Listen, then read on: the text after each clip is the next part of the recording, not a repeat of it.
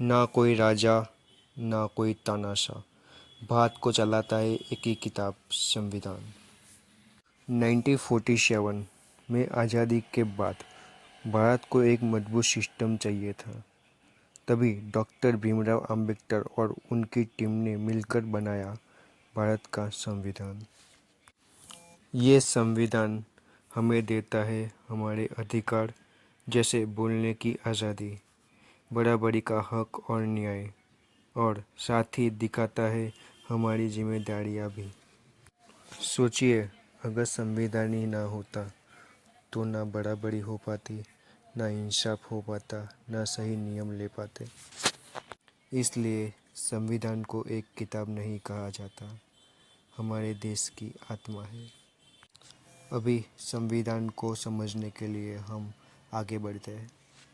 ठीक है, मैं आपको भारत के संविधान का अनुच्छेद 79, article 79 of the Indian constitution को कहानी के रूप में समझाता हूँ, ताकि बात दिल और दिमाग दोनों में बैठ जाए। कहानी: भारत का संसद भवन।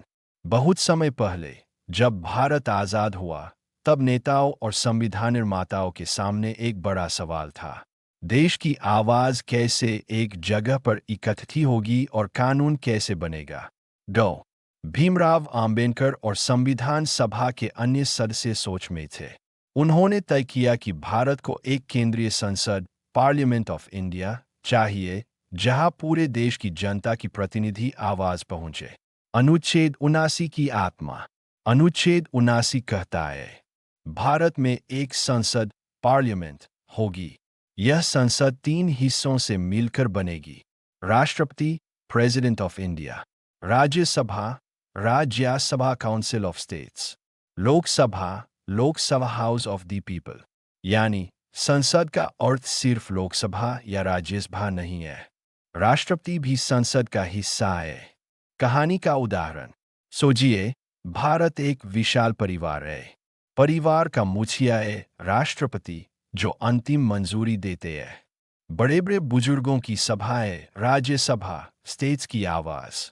और परिवार के सारे लोगों की सीधी आवाज़ है लोकसभा, जनता की आवाज़। अगर कोई नया नियम बनाना है, तो सिर्फ बच्चे लोकसभा या सिर्फ बुजुर्ग राज्यसभा तय नहीं करेंगे, बल्कि दोनों मिलकर तय करेंगे, और मुखिया राष्ट्रपति की अनुमति से ही वह नियम कानून, लॉ, बनेगा।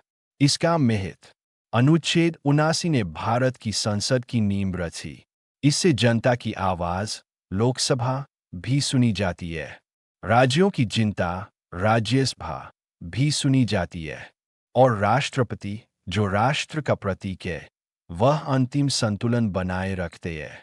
निष्कर्ष: अनुच्छेद 79 की वजह से भारत की संसद एक 3 स्तंभीय घर, 3 पिलर हाउस, है, जहां जनता, राज्य और राष्ट्र तीनों की आवाज़ मिलकर देश के लिए कानून और नीतियां बनाती है।